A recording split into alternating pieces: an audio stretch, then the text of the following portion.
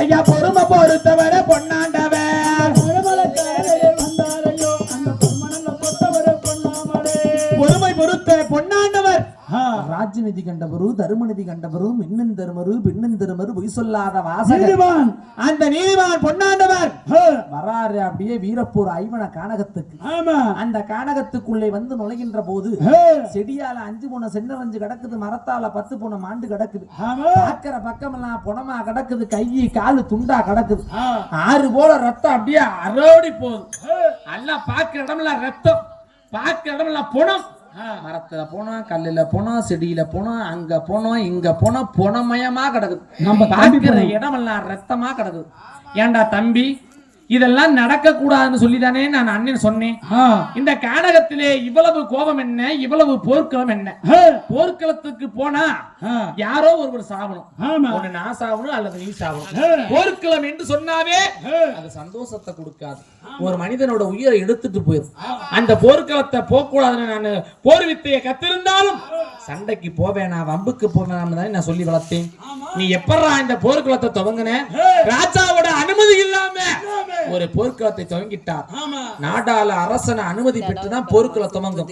ஆனா அரசன் இல்லாத நேரத்துல யாராச்சும் வந்தா பட தளபதி எடுத்து தலைமை தாங்கலாம். அது போலதான் அந்த பட தளபதியாக அன்னை இல்லாத நேரத்துல போர்க்களத்தை துவங்கினார்.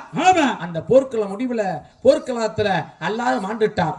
அப்படி தேடி பார்த்தா தம்பிய காணா, எங்க பார்த்தாலும் தம்பிய காணா. பாக்குற இடம்லாம் போன கை காலா துண்டு துண்டா கிடக்குது. அப்படியே தேடி வராரு. ஐயா தேடி நல்ல வாருகிறாரே,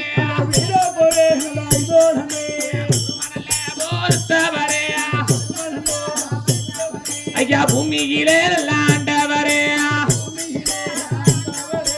பாமூல தம்பி தொங்கலிலே, ஐயா படபோகோ சம்மி சந்தியிலே, பாமூல தொங்கல் படபோகு சந்தி வன்னி மரம் குன்னி மரம் மகசேர்ந்த 7 மரம். அந்த இடத்துக்கு வந்தார் பாரு.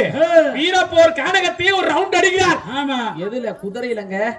அந்த குதிரையில சுத்தி வரும்போது பாமூல தொங்கல்ல சந்து ஒத்தமல கலவா பாமூல தொங்க பதபம் சந்தி 7 நிற வீதி மரம், அது நடுவ வேங்க மரம். வேங்க மரம் அப்படியே பாருங்க. சங்கர் உட்கார்ந்துருக்கார்.